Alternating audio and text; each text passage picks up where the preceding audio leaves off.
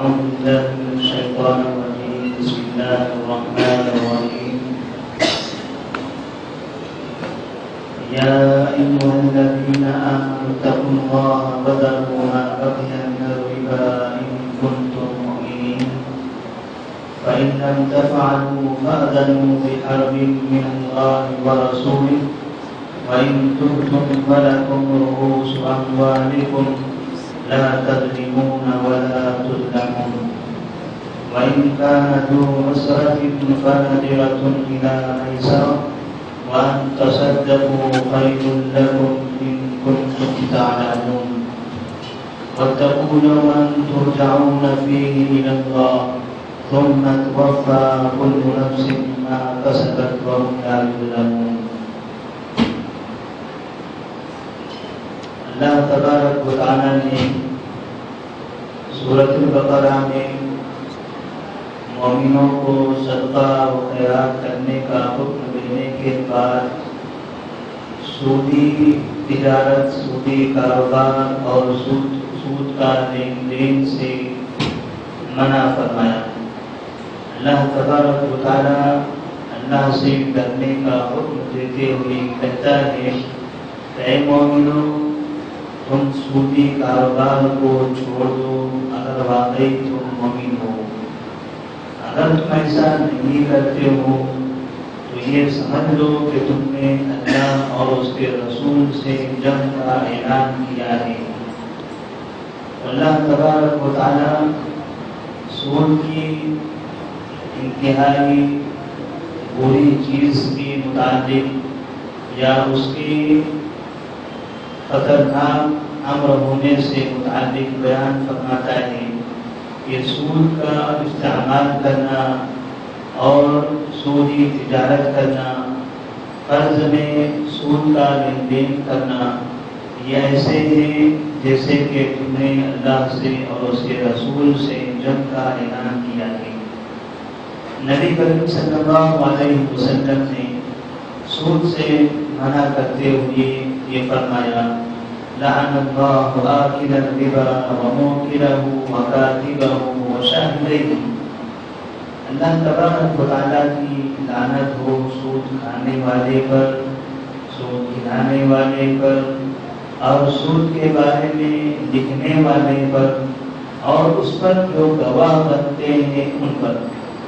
نبی کریم صلی اللہ علیہ وسلم نے سود سے متعلق اتنے لوگوں پر اللہ کی لعنت کا تذکرہ فرمایا،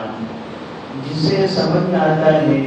کہ سود کا استعمال معاشرے کے لیے بہت زیادہ مہلک ہے. عام طور پر جب ہم کسی شخص سے قرضہ مانگتے ہیں اپنی مجبوری میں اور اپنی کسی ضرورت کے تحت، تو وہ شخص جس کے پاس پیسہ ہوتا ہے وہ ہمیں پیسہ تو دیتا ہے، ہماری ضرورت کے وقت میں ہماری ضرورت پوری کرنا تو چاہتا ہے، لیکن اس میں وہ ہم کو اور زیادہ پریشانی میں مبتلا کر دیتا ہے. اور وہ اس طرح سے کہ جب وہ ہمیں قرض کے طور پر پیسہ دیتا ہے تو یہ وعدہ کرتا ہے کہ اس میں 5% سود ہوگا، اس میں 3% سود ہوگا، اس میں 7% سود ہوگا. یعنی اس طرح سے پہلے ہی سے سود کا لین دین وہ طے کر دیتا ہے اور یہ وعدہ کرتا ہے، اس سے عہد لے لیتا ہے کہ اگر تم نے اس کو صحیح وقت پر واپس نہیں کیا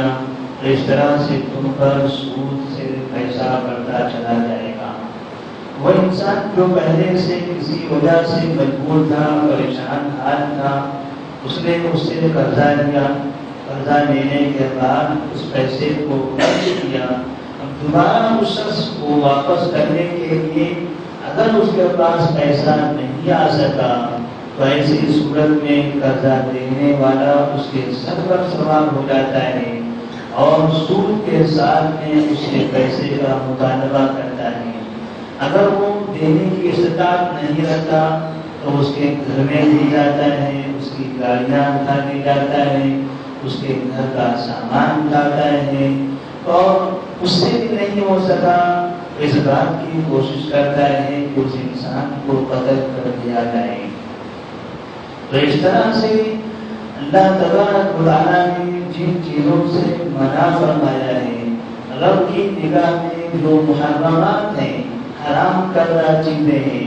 ان کے استعمال کی وجہ سے دنیا میں انسانوں کا بے انتہا خون بہتا ہے۔ تو اللہ تبارک و تعالیٰ نے سود سے منع فرمایا اور حرام تجارت کا حکم دیا، اور اس بات کی تاکید بھی کر دی کہ اگر کوئی انسان مجبور ہے، آپ سے قرضہ چاہتا ہے، تو ایسی صورت میں اس کو مہلت کے ساتھ، آسانی کے ساتھ قرضہ دے دو، تاکہ تمہارا اس پر احسان رہے اور تمہارا اس کے ساتھ تعاون بھی رہے۔ اور نبی کریم صلی اللہ علیہ وسلم نے یہ سورۃ البقرہ، جس کے اندر کئی طرح کے مسائل بیان کیے گئے، جو مسائل ہم نے آج تک سنے ہیں، اس سورہ سے متعلق آپ فرماتے ہیں کہ جو انسان اس سورہ کو اپنے گھر میں پڑھتا ہے، اس کے گھر میں شیاطین داخل نہیں ہوتے۔ عام طور پر لوگوں کو گھروں میں شیاطین کے داخل ہونے کی اور ان کے بسیرا کرنے کی شکایتیں ہوتی ہیں کہ ہمارے گھر میں برے خواب دکھتے ہیں، ہمارے گھر میں کسی کا سایہ نظر آتا ہے، کبھی آواز سنائی دیتی ہے، کبھی راتوں میں کچھ الگ الگ طرح کی حرکتیں ہوتی ہیں۔ تو ایسے لوگوں کے لیے چاہیے کہ وہ اپنے گھر میں سورۃ البقرہ کی تلاوت کریں۔ نبی صلی اللہ علیہ وسلم فرماتے ہیں فَإِنَّ الْبَيْتَ الَّذِي تُقْرَأُ فِيهِ سُورَةُ الْبَقَرَةِ لَا يَدْخُلُهُ الشَّيْطَانُ، وہ گھر جس میں سورہ بقرہ کی تلاوت کی جاتی ہے، اس میں شیطان داخل نہیں ہو سکتا۔ اللہ تبارک و تعالیٰ سے دعا ہے کہ اللہ تبارک و تعالیٰ اپنی باتوں پر عمل کرنے کی توفیق عطا فرمائے، سود سے محفوظ رکھے، اور قرآن مجید کی کثرت سے تلاوت کرنے کی توفیق عطا فرمائے، اور اپنے گھروں میں سورۃ البقرہ کی تلاوت کی توفیق دے۔ السلام علیکم ورحمۃ اللہ وبرکاتہ۔